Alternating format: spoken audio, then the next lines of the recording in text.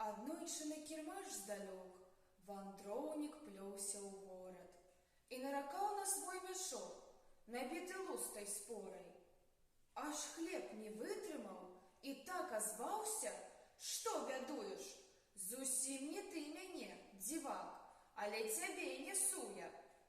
«Ну што ж, пабачым, хто каго», той запярэчыў строга і з цяжкага мяшка свайго хлеб вытрас на дарогу.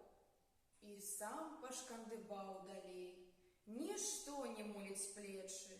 Дзень прамінуў, ужо ў імгле стаў набліжацца вечар. Настаў і час перакусіць. Успомніў хлеб вандроўнік, што недзе кінуты ляжыць, духмяны і цудоўны. Прылёг на нейкім дзірване, каб адпачыць хоць трошкі, але галоднаму і ў сне, знаць, сняцца хлеба крошкі.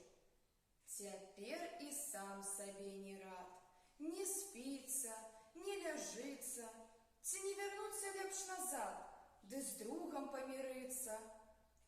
Устаў вандроўнік і брыдзе, ідзе пад зорным небам, на месца памятнае, дзе ён пасварыўся з хлебам.